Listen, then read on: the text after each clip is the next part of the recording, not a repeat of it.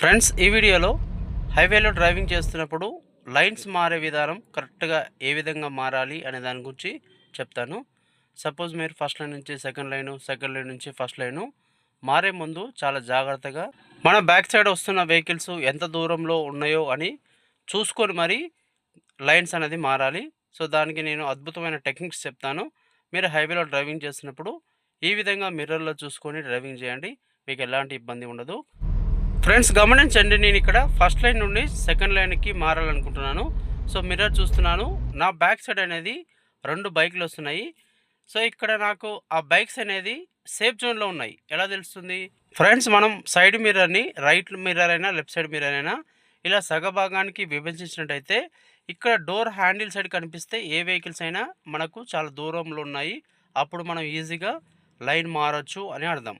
అది కాకుండా ఇటు సైడు దగ్గరికి ఇటు కొస కనిపించాయి అనుకోండి, అప్పుడు చాలా దగ్గరలో ఆ వెహికల్ ఉంది, అప్పుడైతే మనం ఎట్టి పరిస్థితుల్లో లైన్ మారొద్దు. మీకు క్లియర్గా అర్థమవుతుంది, జాగ్రత్తగా గమనించండి. ఈ విధంగా కనిపించిన తర్వాత మనం ఈజీగా ఇలా లైన్ మారచ్చు. సపోజ్ మనం మళ్ళీ రైట్ లైన్కి మారాలన్నప్పుడు మన పక్కనున్న వెహికల్ని కొంచెం దాటిన తర్వాతకి మనం రైట్ సైడ్ మిర్రర్ చూస్తూ రైట్ సైడ్ మిర్రర్లో మన వెనక ఉన్న వెహికల్ అనేది పూర్తిగా కనిపించాలి. సో అప్పుడు మనం ఈజీగా రైట్ సైడ్కి రావచ్చు. నేను మీకు చూపిస్తాను రైట్ సైడ్ ఎలా మారాలి అనే దాని గురించి. సో ఖచ్చితంగా మీరు హైవేలో డ్రైవ్ చేస్తున్నప్పుడు ముందున్న కార్కి సేఫ్టీ డిస్టెన్స్ అనేది ఎక్కువగా మెయింటైన్ చేయాలి. మీరు ఎంత స్పీడ్ వెళ్తే అంత డిస్టెన్స్ అనేది ఖచ్చితంగా పెట్టుకోవాలి. సపోజ్ చూడండి, నేను ఇక్కడ రైట్ రావాలనుకుంటున్నాను. రైట్ సైడ్ ఇండికేటర్ అయితే నేను ఆన్ చేశాను. రైట్ సైడ్ మిర్రర్ చూస్తున్నాను, ఒక కార్ ఉంది. సో ఆ కార్ అనేది కంప్లీట్గా మనకు దాటి ఇక్కడ మనకు పూర్తి కనిపించాలి. అక్కడ కార్ ఉన్నా, బైక్ ఉన్నా, బస్సు ఉన్నా, లారీ ఉన్నా, ఏ వెహికల్ ఉన్నా సరే మీరు ఆ వెహికల్ని దాటి, అంటే ఆ వెహికల్ యొక్క స్పీడ్ కంటే మనం ఆ వెహికల్ని కొంచెం ఓవర్టేక్ చేయాలంటే కొంచెం స్పీడ్ వెళ్ళాలి. స్పీడ్ వెళ్ళిన తర్వాతకి ఎప్పుడైతే మనకు మిర్రర్లో పూర్తిగా ఇలా వెహికల్ కనిపించిందంటే ఆ వెహికల్ని దాటి మనం చాలా దూరం వచ్చేసాము. మన వెనక ఉన్న వెహికల్కి దూరం ఎక్కువ ఉంది కాబట్టి మిర్రర్ చూసుకుంటూ చాలా జాగ్రత్తగా స్లోగా నెమ్మదిగా స్టీరింగ్ కట్ చేస్తూ ఈ విధంగా లైన్స్ మారండి. సేమ్ టెక్నిక్ మీకు సేఫ్ జోన్లో ఉంది. ఇప్పుడు ఇది కార్ అనేది ఒకవేళ డేంజర్ జోన్లో ఉంటే ఎట్లా ఉంటుందంటే ఇప్పుడు చూపిస్తాను చూడండి మీకు. ఫ్రెండ్స్, గమనించండి, మన లెఫ్ట్ సైడ్ మిర్రర్లో ఒక వెహికల్ అయితే స్పీడ్గా వస్తుంది, స్విఫ్ట్ డిజైర్ కార్ వస్తుంది. చూడండి, అది మనం స్లోగా ఉన్నాము, వాళ్ళు మన వెహికల్ని ఓవర్టేక్ చేస్తున్నారు. చూడండి, చాలా దగ్గర కనిపిస్తుంది. ఇప్పుడు మిర్రర్లో నాకు క్లియర్గా అర్థమవుతుంది, మన మిర్రర్లో చాలా కొస్స కంటే దగ్గరలో ఉంది.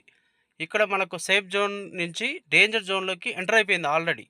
సో ఇప్పుడు ఎట్టి పరిస్థితుల్లో మనం ఆ లైన్కు అటు బ్లైండ్గా చూడకుండా వెళ్ళవద్దు. వెళ్ళినామంటే ఖచ్చితంగా మనం ఆ వెహికల్కి తగిలించేస్తాము. సో ఖచ్చితంగా మీరు ఇలా మిర్రర్లో కరెక్ట్గా చూసుకుంటే మీకు వెహికల్ అనేది ఎంత దూరంలో ఉంది, ఎంత దగ్గరలో ఉంది అనేది మీకు అర్థమవుతుంది. ఎప్పుడు వెళ్ళాలి, ఎప్పుడు వెళ్ళొద్దు అనేది ఈ డేంజర్ జోన్, సేఫ్ జోన్ ద్వారా మీరు ఈజీగా గుర్తించవచ్చు. మనకు మిర్రర్ చూస్తే ఖచ్చితంగా అర్థమవుతుంది. ఫ్రెండ్స్, ఇప్పుడు గమనించండి, మన పక్కన ఉన్న వెహికల్ అనేది ఎంత స్పీడ్గా వెళ్ళిపోతుంది, చూసారా? సో ఈ విధంగా మీరు కరెక్ట్గా గమనిస్తే మీరు బ్యాక్ సైడ్ నుంచి వచ్చే వెహికల్ని గుర్తిస్తూ మీరు ఈజీగా లైన్స్ అయితే మారవచ్చు. సో లైన్స్ మారే ముందు అస్సలు తొందరపడద్దు. ఖచ్చితంగా మన పక్క నుంచి వచ్చే వెహికల్ని గమనిస్తూ మీరు నెమ్మదిగా లైన్స్ అయితే మారాలి. సో ఎల్లప్పుడూ మీ ముందున్న వెహికల్స్కి 100% సేఫ్టీ డిస్టెన్స్ పాటించాలి. సో ముందు వెళ్తున్న వెహికల్స్ అనేది ఆగుతున్నట్టు ముందే గుర్తించండి. ఎలా తెలుస్తుంది? ఇలా బ్రేక్ లైట్స్ అనేవి బ్లింక్ అవుతాయి. సో చూసారా, ఇక్కడ స్పీడ్ బ్రేకర్ ఉంది. సో మీరు బ్లైండ్గా వెహికల్ వెళ్తుందని మీరు ఫాస్ట్గా వెళ్ళొద్దు. మీరు ఎంత స్పీడ్ వెళ్తే మీ ముందున్న వెహికల్కి అంత డిస్టెన్స్ అనేది ఖచ్చితంగా పెట్టుకోవాలి. సడన్గా మీరు రైట్ లెఫ్ట్ రావడం, ఇండికేటర్ వేయకుండా, మిర్రర్ చూడకుండా సడన్గా మీరు బ్రేక్ కొట్టి ఆపడం ఇలాంటి ఎట్టి పరిస్థితులు చేయొద్దు. ఎందుకంటే హైవేలలో ప్రతి ఒక్కరూ చాలా స్పీడ్గా డ్రైవ్ చేస్తుంటారు. ఖచ్చితంగా మీరు ఇలా అన్ని వైపులా గమనించుకుంటూ స్పీడ్ అనేది ఖచ్చితంగా లిమిట్లో ఉండాలి. మీ పూర్తి దృష్టి, ఏకాగ్రత మొత్తం రోడ్డు మీద ఉండాలి. సో జాగ్రత్తగా అన్నీ గమనించుకుంటూ నిదానంగా డ్రైవింగ్ చేస్తే మీరు డ్రైవింగ్ హైవేలలో ఎలాంటి ఇబ్బంది లేకుండా మంచిగా పర్ఫెక్ట్గా డ్రైవింగ్ చేస్తానికి మంచి అవకాశం ఉంటుంది.